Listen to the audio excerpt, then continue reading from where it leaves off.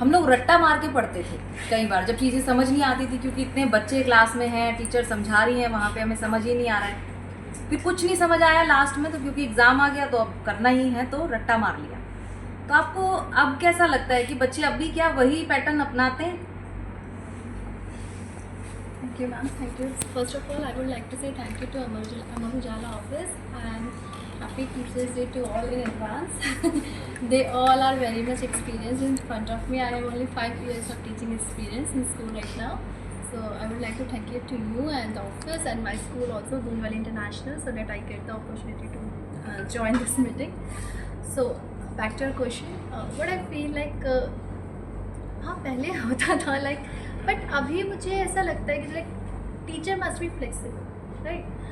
What right now I am taking very small kids like PKG, play group kids. So there is a boy Satvik.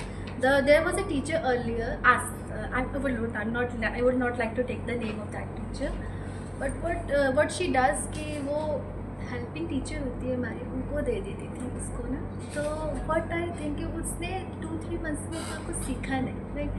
तो when I came, so what I feel कि तो मेरी जो को teacher थी वो भी बोलती थी कि ठीक है तुम उसको दे दो, वो छोटा भी है, इससे तुम नहीं कर पाओगी नेहा अभी उसको। तो मैं व्हाट आई थिंक कि मैं उसको अभी अपने साथ लेती हूँ। सबसे पहले मैं उसको क्लास में जाती हूँ तो हक करती हूँ कि सात्विक हाय, वेलकम, गुड मॉर्निंग। तो अभी पहले मैम क्या था उसका, वो इवन ढंग से बोल भी नहीं पाता था, लाइक रिपीट करता था वर्ड्स को।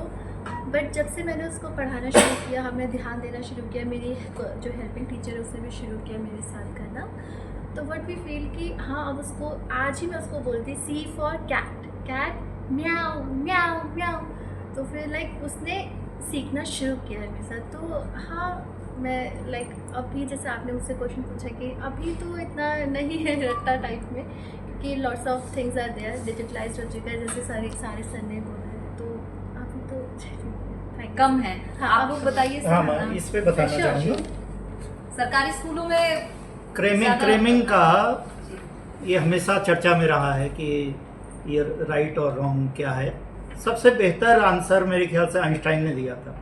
आइंस्टाइन हम सब जानते हैं, वो मैथमेटिक्स के अलावा उनका किसी भी सब्जेक्ट में पास नहीं हो पाते थे, और सिर्फ मैथमेटिक्स टीचर को उन पर कॉन्फिडेंस था, बाकी प्रिंसिपल को तो वो प्रिंसिपल ने तो ये कह दिया था ये हमारे स्कूल का डिसिप्लिन बिगाड़ा।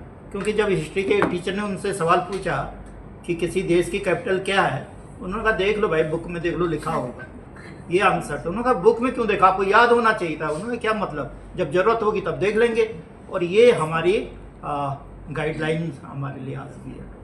आज हम कहते हैं कि देखिए, जो बात आइंस्टाइन के ज़माने में मोबाइल फ़ोन्स नहीं थे, लेकिन आज हम कहते हैं हमें कैपिटल्स क्यों रटनी है, हमें करेंसी क्यों रटनी है, जब ज़रूरत होगी मोबाइल में गूगल कर लेंगे, है ना। तो क्रेमिंग का यही कॉन्सेप्ट है कि क्रेमिंग से क्या होता है कि चीज़ें हमारी तात्कालिक नीड तो पूरी हो जाती है, लेकिन उसके आगे पीछे का समझ में नहीं आता, वो कॉन्सेप्ट से आता है। जैसे मैं आपको बताऊं कि मैंने बचपन में 20 तक के टेबल सबको याद करवाए जाते थे कंपलसरी। मैंने 12 से ऊपर कभी याद नहीं किए, लेकिन कभी कभी नंबर आ जाता था, टीचर कहता था 17 की टेबल सुनाओ, तो मैं वो फंडा जानता था कि मल्टीप्लाई करके हो जाता है, तो मैं उस तरह से करता था, लेकिन उसमें थोड़ा टाइम लगता था, और जो उसकी एक धुन होती थी टेबल्स को सुनाने की, वो मेरी नहीं निकल पाती थी, तो टीचर पकड़ लेता था।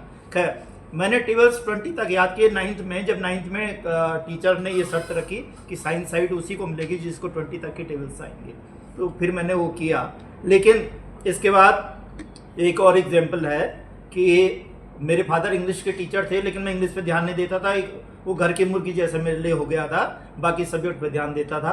तो मेरे फादर ने ये कहा कि भाई सारे बच्चे मेरे पास पढ़ने आते हैं, हेल्प लेने आता, तो ध्यान नहीं देता। मैं कहता मेरे को इसमें ज़रूरत नहीं है, लेकिन उन्होंने फिर लास्ट में करके मेरे को 8-10 जो लास्ट ईयर के क्वेश्चन पेपर थे वो सॉल्व करने के लिए दिए। तो वो मैं सब करता था, लेकिन उसमें जो कंपोजिशन वाले क्वेश्चंस होते थे लॉन्ग, उनको नहीं करता था, क्योंकि उनमें क्रेमिंग की ज़रूरत पड़ती थी।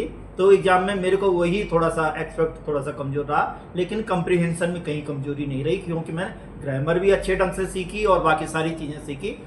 हालांकि आर्टिकल्स वगैरह आज भी PCSIS के एग्जाम में क्या होता है, अगर आपको बेटर मार्क्स लाने हैं, सेलेक्ट होना है, तो आपको कम से कम 50 से अबव आपको ऐसे याद होने चाहिए। बाय हार्ट याद होने चाहिए। और बहुत सारे जो सिलेक्टेड लोग हैं वो कहते भी हैं कि हमको पूरी की पूरी पोइम्स याद है, हमको पूरे के पूरे एसेज याद है। तो क्रेमिंग काम करती है, मैटर करता है, लेकिन अल्टीमेटली कॉन्सेप्ट आपके क्लियर नहीं करता। कॉन्सेप्ट क्लियर होना, इसे हम बच्चों के लिए भी पहले स्टेज पे रखते हैं और अपने लिए। अगर आप ये वीडियो YouTube पर देख रहे हैं तो हमारे चैनल को सब्सक्राइब कर बेल आइकन दबाएं और Facebook पर देख रहे हैं तो हमारे पेज को लाइक करें।